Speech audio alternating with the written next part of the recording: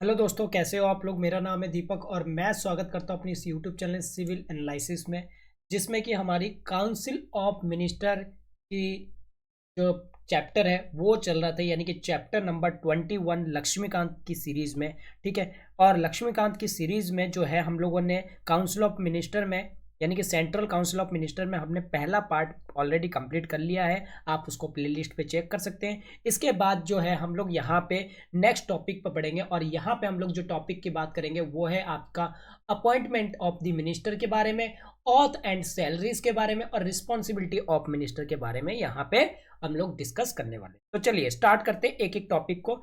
सबसे पहले बात करते हैं अपॉइंटमेंट ऑफ मिनिस्टर की। अगर मैं बात करूं तो प्राइम मिनिस्टर जो है वो अपॉइंटेड किसके द्वारा किए जाते हैं। प्राइम मिनिस्टर जी अपॉइंटेड किए जाते हैं बाय प्रेसिडेंट। ठीक है। अपॉइंटेड किए जाते हैं किसके द्वारा? प्रेसिडेंट के द्वारा। और इसका जो भी हैंड रिटन नोट्स है वो आपको हमारे टेलीग्राम चैनल पे जो है प्रोवाइड कर दी जाती है, आप वहां से डाउनलोड कर सकते हैं। तो प्राइम मिनिस्टर को जो अपॉइंटेड करते हैं वो कौन करते हैं? प्रेसिडेंट करते हैं। जबकि दूसरे जो मिनिस्टर होते हैं, अदर मिनिस्टर की अगर मैं बात करूं, अदर मिनिस्टर को जो अपॉइंट करते हैं वो कौन करते हैं? वो करते हैं भैया आपके आपके प्रेसिडेंट ही करते हैं। लेकिन यहां प्रेसिडेंट को क्या किया जाता है? एडवाइस किया जाता है। यहां पे प्रेसिडेंट को क्या किया जाता है? यहां पे प्रेसिडेंट को एडवाइस किया जाता है। और ये एडवाइस कौन देता है? भैया आपके प्राइम मिनिस्टर देते हैं। ठीक है।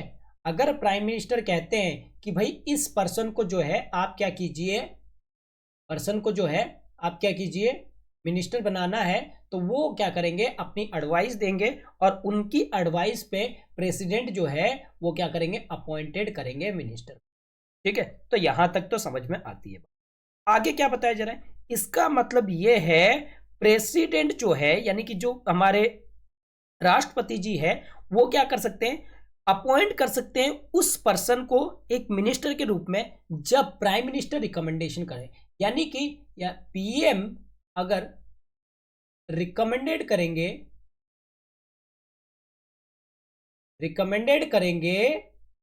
तभी यहां पे जो प्रेसिडेंट साहब है वो क्या करेंगे? यहां पे जो प्रेसिडेंट साहब है वही यहां पे क्या करेंगे? अदर मिनिस्टर को। उसके अलावा उनके पास पावर नहीं है कि वो डायरेक्टली मिनिस्टर को अपॉइंट कर सके। ठीक है। चलिए आगे बात करें। आगे क्या बताया जाता है कि भाई अगर हम आगे बात करें तो यूजुअली अगर देखा जाए जो मेंबर ऑफ पार्लियामेंट है, मेंबर ऑफ पार्लियामेंट यानी कि एमपी। ठीक है। जो भी मेंबर ऑफ पार्लियामेंट है दोनों हाउस के, चाहे वो आपके लोकसभा के हो, चाहे वो आपके राज्यसभा के हो, चाहे वो लोकसभा के हो या आपके राज्यसभा, दोनों की बात हो रही है। ठीक है। जो मेंबर ऑफ पार्लियामेंट है यहां दोनों की बात हो रही है, चाहे वो मेंबर ऑफ लोकसभा हो या मेंबर ऑफ राज्यसभा हो। उनको अपॉइंटेड कौन करते हैं? उनको एज ए मिनिस्टर के रूप में अपॉइंट किया जाता है। ठीक है। एज ए मिनिस्टर के रूप में अपॉइंट किया जाता है। ठीक है भैया। और इनको कौन करते हैं? भैया आपके प्रेसिडेंट करते हैं। और किसकी एडवाइस पे? प्राइम मिनिस्टर की एडवाइस पे। एक पर्सन, ठीक है, जो मेंबर नहीं है इन दोनों का, मान लीजिए ये पर्सन है और ये नॉट अ मेंबर, ये मेंबर नहीं है। अब मेंबर किसका नहीं है? भैया यहां दोनों का ही मेंबर नहीं है। ना तो ये लोकसभा का मेंबर है और ना तो ये राज्यसभा का मेंबर है। क्या ये पर्सन मिनिस्टर बन सकता है? बिल्कुल बन सकता है। लेकिन कि कब तक बन सकता है? तो भैया यहां बताई जाती है कि ये जो पर्सन है वो कितने साल के लिए मिनिस्टर बन सकता है, ये कितने दिनों के लिए बन सकता है? ये 6 मंथ के लिए यहाँ पे मिनिस्टर जो है बन सकता है। 6 मंथ के लिए मिनिस्टर जो है वो बन सकता है। ठीक है। और लेकिन, ठीक है, he she must be a become a member, उसको मेंबर बनना पड़ेगा। या तो क्या होता है कि भाई 6 महीने तक तो मिनिस्टर बन सकता है, लेकिन 6 महीने के बाद का क्या? जो 7th मंथ लागू होगा उसमें क्या होगा? उसमें भैया इस ये जो पर्सन है इसको या तो आपका इलेक्टेड मेंबर बनना पड़ेगा, इलेक्टेड होना पड़ेगा, ठीक है, चाहे वो राज्यसभा या लोकसभा से चुनाव जीत के आना पड़ेगा, या फिर इस पर्सन को दूसरे तरीके से यानी कि नॉमिनेटेड तरीके से क्या किया जा सकता है, मेंबर बनाया जाए, नॉमिनेटेड तरीके से मेंबर बनाया जाए।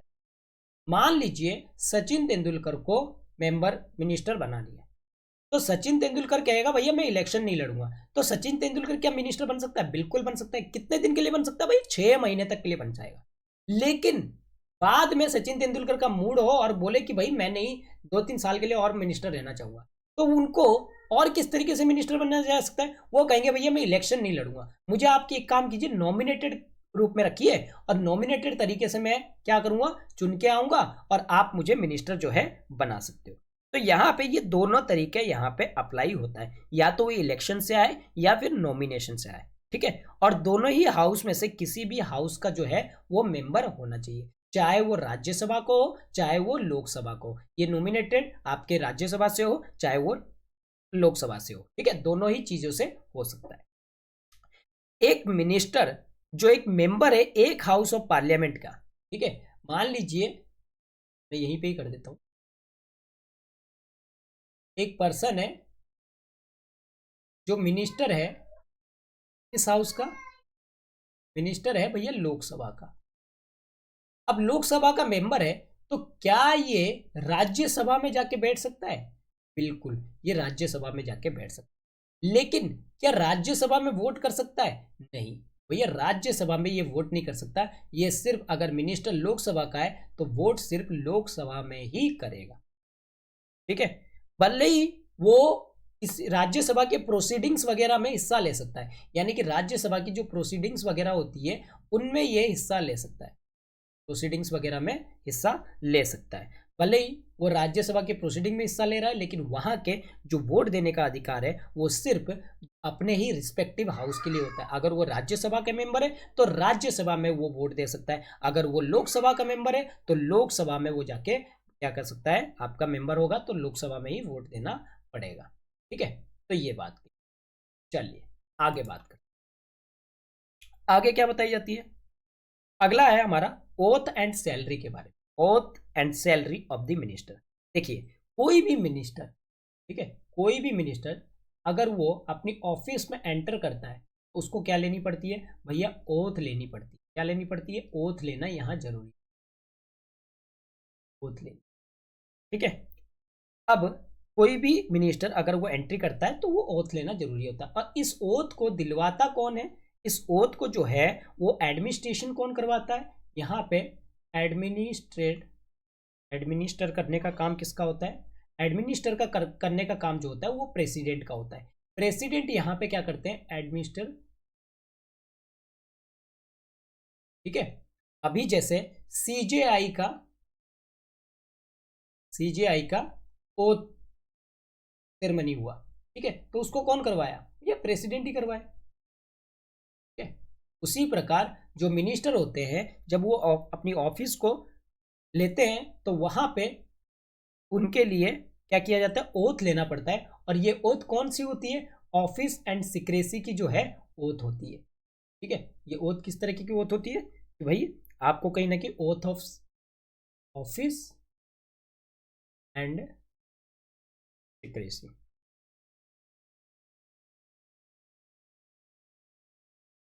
है, ओथ देनी होती है, ठीक है। अब ओथ जो है वो आपकी किताबों में लिखी हुई है, 4 पॉइंट है, ठीक है। To bear true faith and allegiance to the constitution of India, uphold the sovereignty and integrity of India, to faithfully and conscientiously discharge the duty of her office, and last है to do right all the manner of the people in accordance with the constitution and law without fear and favor, affection or ill will, ठीक है। तो ये जो है oath जो है हर एक मिनिस्टर को लेनी पड़ती है। उसके बाद अगर हम बात करें ओथ ऑफ सिक्रेसी की, ओथ ऑथ ऑफ सिक्रेसी की, तो जो मिनिस्टर है वो कहीं ना कहीं यहां पे कहता है कि ना तो मैं डायरेक्टली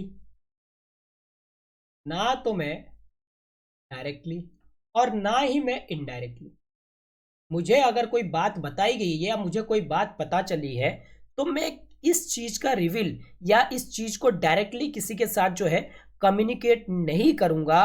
कोई भी मतलब यूनियन मिनिस्टर के मैं अगर कम्युनिकेट करना है तो ठीक है, लेकिन यूनियन मिनिस्टर के अलावा किसी बाहर दूसरे किसी पर्सन को मैं यहाँ पे जो चीजें हैं वो नहीं बताऊंगा। ठीक है, तो यहाँ पे इस चीज का ओथ दिलवाना भी काफी जरूरी है, क्योंकि इनके पास जो मिनिस्टर होते हैं काफी इंफॉर्मेशन, सेंसिटिव इंफॉर्मेशन होती है। ठीक है, अब ये सेंसिटिव इंफॉर्मेशन को अगर बाहर बताते फिरते रह गए तो यहाँ पे इंडिया की इंटीग्रिटी पे सवाल आ जाएगा, इंडिया की सिक्योरिटी पे सवाल आ जाएगा। ठीक है, तो इसीलिए इनको कहा जाता है कोई भी मैटर अगर इनको पता है तो ये जानते हैं तो वो एक्सेप्ट यूनियन मिनिस्टर के अलावा और किसी को वो चीज नहीं बता सकते। ठीक है, वो उनकी ड्यूटी हो जाती है। अब यहाँ पे एक केस हुआ, क्या केस हुआ, 1990 का केस हुआ। 19 क्या हुआ कि भाई यहाँ पे ओथ ली जा रही थी, कौन, देवीलाल, देवी, ठीक है, देवीलाल को as a deputy prime minister, deputy prime minister. तो भैया इन्होंने चैलेंज किया कोर्ट में। ठीक है, कि भाई ये जो ओथ दिलवाई जा रही है ये कहीं ना कहीं अनकॉन्स्टिट्यूशनल है। ठीक है, ओनली फॉर प्राइम मिनिस्टर और मिनिस्टर के लिए, डेप्यूटी प्राइम मिनिस्टर के लिए तो नहीं है। ये जो ओथ है ये क्या है, इन्होंने कहा कि भाई ये जो ओथ है ये सिर्फ आपके प्राइम मिनिस्टर और मिनिस्टर के लिए है, पीएम और आपके मिनिस्टर के लिए, ये तो डेप्यूटी मिनिस्टर के लिए तो है नहीं, तो आप ये क्यों दिलवा रहे हो। तो इन्होंने चैलेंज किया। तो यहाँ पे सुप्रीम कोर्ट ने कहा कि जो ओथ लेने की प्रक्रिया है ना ये कहीं ना कहीं वैलिड, इसको जो चैलेंज किया सुप्रीम कोर्ट में तो सुप्रीम कोर्ट ने इसको क्या किया, वैलिड। ये जो ओथ लिए हो आपने ये कहीं ना कहीं वैलिड है।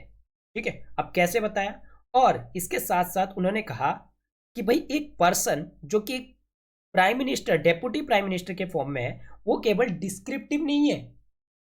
जो डेप्यूटी प्राइम मिनिस्टर है वो एक डिस्क्रिप्टिव पोजीशन नहीं है, डिस्क्रिप्टिव पोजीशन नहीं है। ठीक है, कि भाई कोई भी पावर जो भी प्राइम मिनिस्टर के पास होता है and such description does not confirm him any power of the prime minister. यहाँ पे इसके पास कोई डिस्क्रिप्टिव पावर नहीं है, लेकिन ये पावर नहीं देती है कि आप जो है आपको अगर कोई चीज पता है आप वहां जाके बताते फिरते रहो।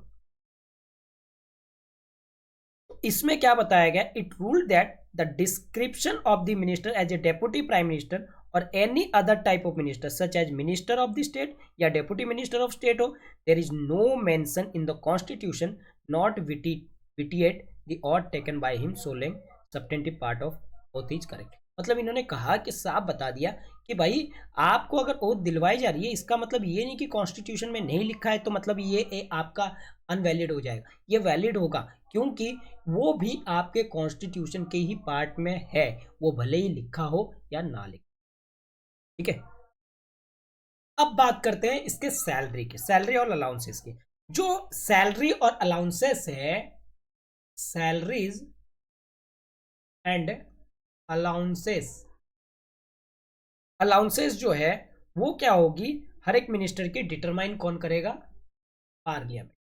पार्लियामेंट ही डिसाइड करेगा कि भाई कितनी सैलरी दी जानी चाहिए, कितनी इनकी अलाउंसेस जो है होनी चाहिए, और ये कहीं ना कहीं पार्लियामेंट टाइम टू टाइम जो है वो करता भी है। ठीक है, एक मिनिस्टर जो अपनी सैलरी पाता है, अलाउंसेस पाता है, ठीक है, उसको कहीं ना कहीं एज ए पेबल किया जाता है मेंबर ऑफ पार्लियामेंट के हिसाब से। यानी कि मिनिस्टर को जो भी सैलरी या अलाउंसेस मिलते हैं वो किस बेस पे मिलते हैं, एज ए एमपी के बेस पे मिलते हैं, यानी कि मेंबर ऑफ पार्लियामेंट के बेस पे मिलते हैं। इसके साथ साथ इनको कुछ खर्चे वगैरह मिलते हैं उनके रैंक के recording, century allowances, free accommodation, travelling allowances, medical facility, ये सारी चीजें कहीं ना कहीं इनको मिलते रहते हैं। उसके बाद अगर सेंचुरी अलाउंस की बात करें एक प्राइम मिनिस्टर के लिए, उसको बढ़ाया गया था कितना, 1500 रुपए से लेकर 3000 तक। ठीक है, पर मंथ बढ़ाया गया था। और कैबिनेट मिनिस्टर के लिए ये 1000 रुपये से 2000 रुपये बढ़ाया गया, और जो मिनिस्टर ऑफ स्टेट है उनके लिए 500 से 1000 रुपये तक जो है किया गया था, और जो डेप्यूटी मिनिस्टर होते हैं उनका 300 से 600 रुपये पर मंथ के लिए किया गया। ठीक है, तो ये कुछ एक्स्ट्रा इंफॉर्मेशन है जो कि काफी इंपॉर्टेंट, इतना नहीं, फिर भी हमें बुक में है तो हमें पढ़ लेना जरूरी। ठीक है, चलिए आगे बढ़ते हैं। चलिए आगे बात करते हैं। अगला है हमारा रिस्पॉन्सिबिलिटी ऑफ द मिनिस्टर। यहां पे पहले हम बात करेंगे भैया कलेक्टिव रिस्पॉन्सिबिलिटी। कलेक्टिव रेस्पॉन्सिबिलिटी,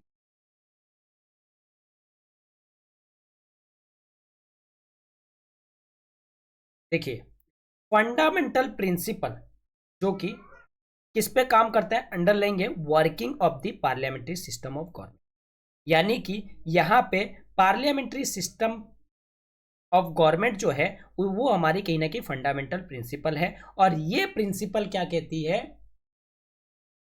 ये फंडामेंटल प्रिंसिपल क्या कहती है कि भाई यहाँ पे कलेक्टिव रिस्पॉन्सिबिलिटी होनी चाहिए। अब कलेक्टिव रिस्पॉन्सिबिलिटी होनी चाहिए, ठीक है मानते हैं, लेकिन किसकी भैया, यहाँ कलेक्टिव रिस्पॉन्सिबिलिटी की बात की गई है किनकी, आर्टिकल 75 बात करता है कलेक्टिव रिस्पॉन्सिबिलिटी। आर्टिकल 75 यहाँ पे पूरी तरीके से क्लियर कर रखा है, जो काउंसिल ऑफ मिनिस्टर होते हैं, जो काउंसिल ऑफ मिनिस्टर होते हैं वो क्या होते हैं आपके कलेक्टिव रिस्पॉन्सिबल है किसके साथ, लोकसभा। कलेक्टिव रिस्पॉन्सिबल है किसके साथ, लोकसभा के साथ। ठीक है भाई, लोकसभा के साथ। ठीक है, तो जो भी वो एक्ट करते हैं, इसका मतलब है जो भी मिनिस्टर है, ठीक है, जो भी वो एक्ट करते हैं, ठीक है, किसी चीज को जोड़ते हैं, किसी चीज को हटाते हैं, ठीक है, लोकसभा में जो भी एक्ट आता है, जो भी एक्ट में वो कुछ कमीशन करते हैं, जोड़ने का काम करते हैं, या कुछ ओमिशन का काम करते हैं, मतलब हटाने का काम करते हैं।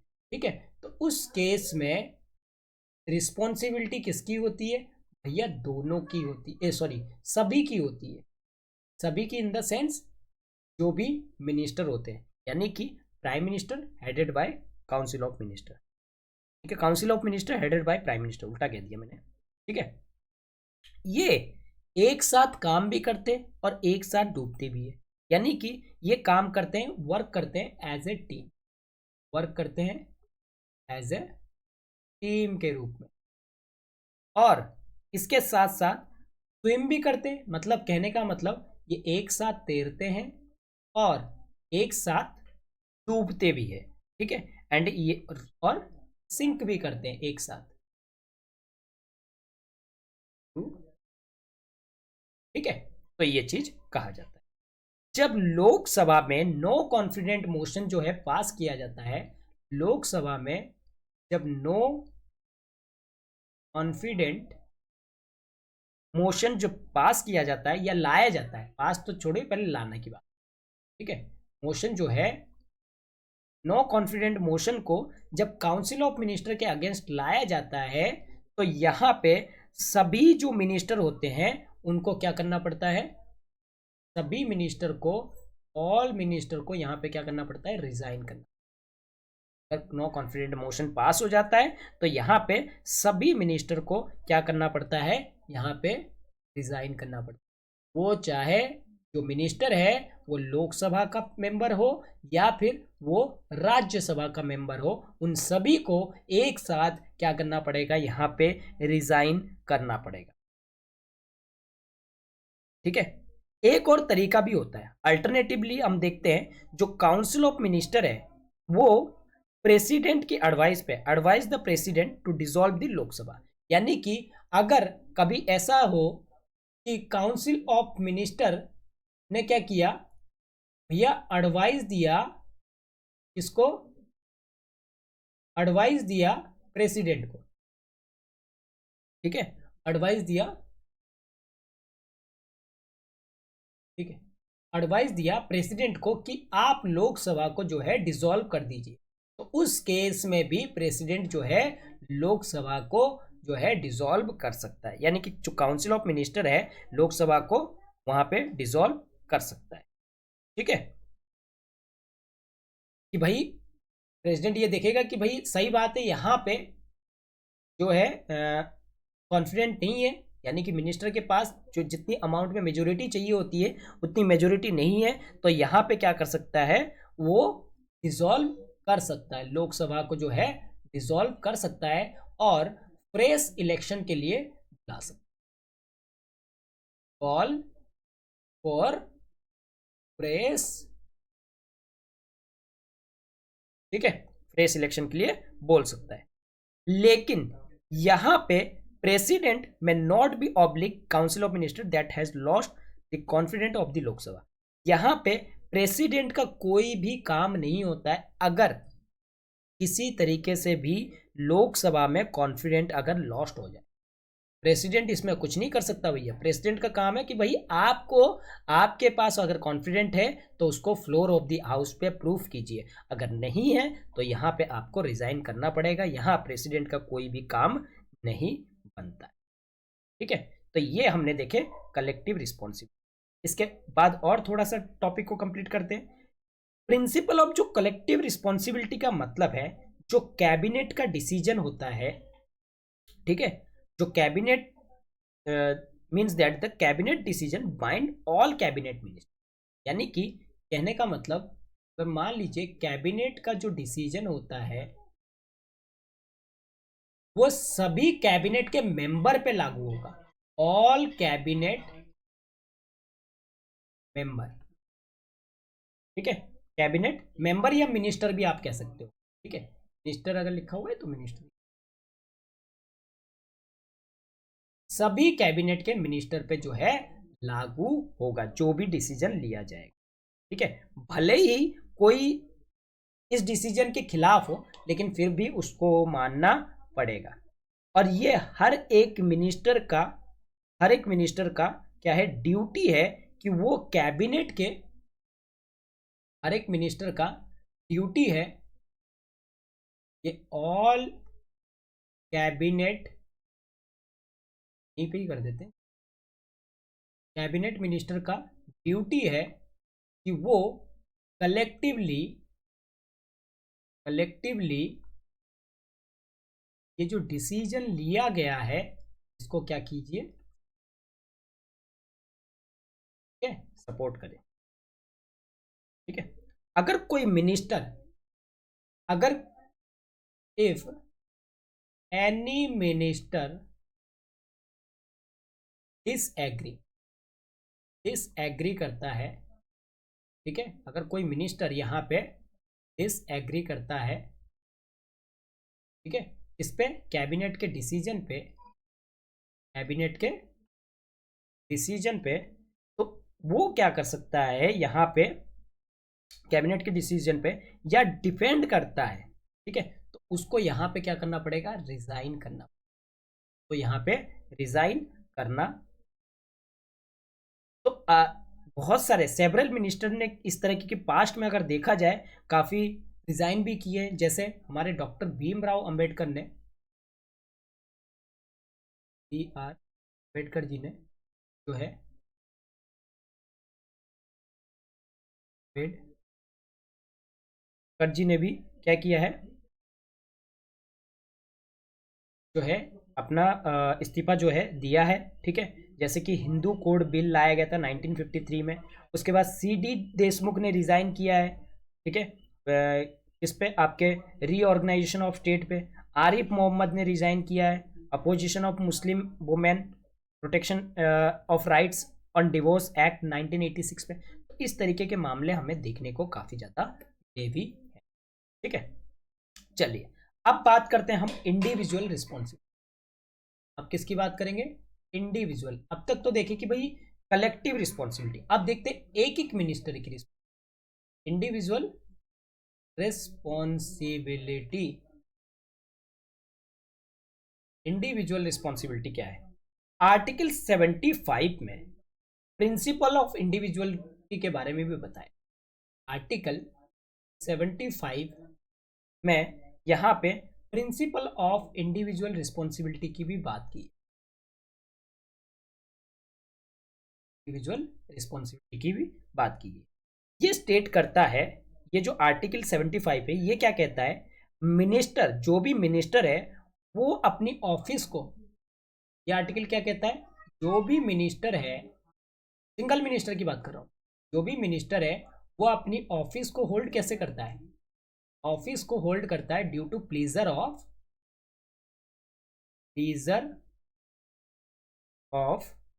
द प्रेसिडेंट, प्रेसिडेंट के वजह से ही यहां पे ये होल्ड करते हैं, जिसका मतलब है प्रेसिडेंट इनको रिमूव कर सकते हैं, ठीक है, और प्रेसिडेंट इनको क्या कर सकते हैं, प्रेसिडेंट जो है मिनिस्टर को रिमूव कर सकते हैं जब मिनिस्टर के पास यहाँ पे कॉन्फिडेंट ना हो, ठीक है, यहाँ पे कॉन्फिडेंस जो है ना हो, उस केस में यहाँ पे मिनिस्टर को जो है लोकसभा से रिमूव किया जा सकता है, ठीक है। और ये जो रिमूव किया जाता है और एक तरीके से भी रिमूव किया जा सकता है, कौन से केस में, दूसरा कंडीशन है एडवाइस ऑफ प्राइम मिनिस्टर के केस में भी यहाँ पे जो है रिमूव कर सकते, तो दोनों ही केस में यहाँ पे जो है रिमूव, ठीक है, दोनों ही केस में यहाँ पे रिमूव का,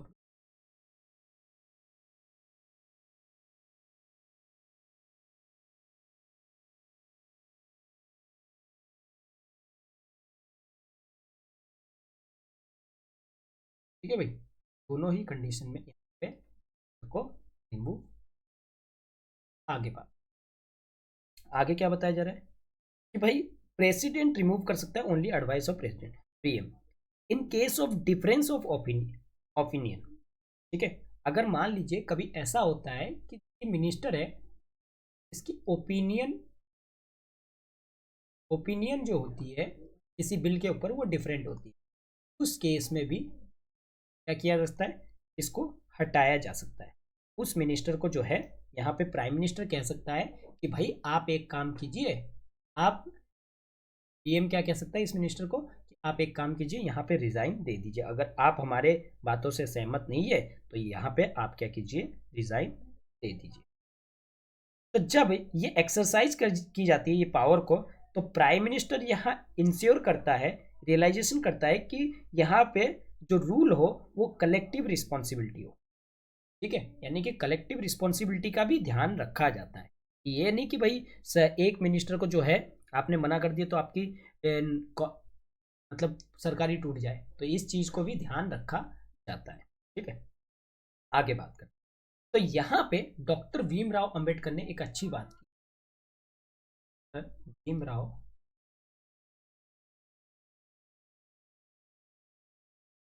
अंबेडकर ने बात कही, आपको क्या बोला है, इन्होंने कहा है कलेक्टिव रिस्पॉन्सिबिलिटी तभी अचीव हो सकता है जब प्राइम मिनिस्टर की इंस्ट्रूमेंटलिटी पे, मतलब प्राइम मिनिस्टर और सारी मिनिस्टर एक साथ जब यहाँ पे अचीव करे कोई चीज को, कलेक्टिव रिस्पॉन्सिबिलिटी का मतलब होता है कि भाई सभी प्राइम मिनिस्टर के साथ जो भी चीजें हैं वो सभी एक साथ फंक्शन, इसीलिए कहा जाता है तब तक या अनटिल क्रिएट एन ऑफिस, यानी कि तब तक, जब तक ये कलेक्टिव रिस्पॉन्सिबिलिटी नहीं करेंगे तब तक ये ऑफिस भी नहीं चलेगा, और यहाँ पे जो हम बात करते हैं स्टैट्यूटरी अथॉरिटी जिसमें नॉमिनेटेड किया जाता है या डिसमिस किया जाता है, वो भी कहीं ना कहीं नो कलेक्टिव रिस्पॉन्सिबिलिटी के कारण ही बनता है, ठीक है, तो ये चीज कहा जाता है। चलिए आगे बात कर, आगे क्या बताया जा रहा है, अब अगला बात करते हैं no legal responsibility, no legal responsibility, no legal responsibility क्या कहा, ब्रिटेन में अगर देखा जाए तो हर एक ऑर्डर जो है, जो किंग के ऑर्डर होते हैं कोई भी पब्लिक एक्ट में, तो उसके ऊपर जो साइन होते हैं वो मिनिस्टर के, ब्रिटेन की अगर बात करें तो जो भी एक्ट होते हैं, ठीक है, order of the king, order of king होते हैं, जो भी ऑर्डर ऑफ किंग होता है कोई भी पब्लिक एक्ट के, पब्लिक एक्ट के लिए, तो यहाँ पे जो मिनिस्टर्स वगैरह होते हैं का काउंटर साइन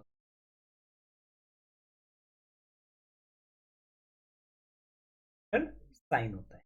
अगर ऑर्डर वायलेशन करता है किसी लॉ का, ये अगर ऑर्डर ऑर्डर अगर वायलेशन करता है किसी लॉ का, तो क्या होगा? तो यहाँ पे मिनिस्टर को रिस्पॉन्सिबल ठहराया जाएगा। ये जो मिनिस्टर होंगे तो क्या है, रिस्पॉन्सिबल ठहराया, और इनको कहीं ना कहीं लायबल किया जाएगा कोर्ट के लिए। लायबल होंगे कहाँ के लिए? कोर्ट के लिए। और जो लीगली एक्सेप्टेड फ्रेज है ब्रिटेन में कहा गया है, king can do no wrong, यानी कि राजा कभी गलत नहीं कर सकता। तो इसीलिए राजा को कभी सू नहीं किया जाता। ठीक है, ब्रिटेन में एक कहावत है कि भाई राजा कभी गलत कर ही नहीं सकता, इसलिए उसको सू नहीं किया जाएगा। जो मिनिस्टर होंगे वो कहीं ना कहीं यहाँ पे जाएंगे। जबकि इंडिया की अगर बात करें, इंडिया में ऐसा कोई प्रोसीजर नहीं है। इंडिया में नो प्रोविजन, कोई भी ऐसा प्रोविजन नहीं है। ठीक है, जो भी लीगल रिस्पॉन्सिबिलिटी ठहराए, किसको? लीगल रिस्पॉन्सिबिलिटी है इसको। ठीक है, यहाँ पे रिक्वायर्ड होती है एक ऑर्डर की प्रेसिडेंट के लिए, कोई भी पब्लिक एक्ट के लिए, और उसके बाद काउंटर साइन होती है मिनिस्टर की, बस खत्म। इसके बाद कोई इंक्वायरी इनके ऊपर नहीं होती है अगर कोई किसी चीज़ को, लॉ को वायलेशन होता है या कुछ भी होता है, क्योंकि वो चीज़ें कहाँ देखी जाती है? आप कोर्ट में देखी जाती है, और कोर्ट यहाँ पे ऑर्डर दे सकता है क्या करना है क्या नहीं। ठीक है, तो ये चीज, ये थी आपके appointment of minister, oath and salary और रिस्पॉन्सिबिलिटी ऑफ मिनिस्टर के बारे में यहाँ पे बात की है। नेक्स्ट क्लास में हम लोग इस टॉपिक को पूरी तरीके से कंप्लीट कर देंगे, इस टॉपिक को क्या, इस चैप्टर को पूरी तरीके से कंप्लीट। तो आई होप कि आपको आज का जो लेक्चर है वो अच्छा लगा होगा। अगर लेक्चर अच्छा लगा है तो इसको लाइक कीजिए, अपने दोस्तों के साथ शेयर कीजिए और सब्सक्राइब करना ना भूलिए। Thank you.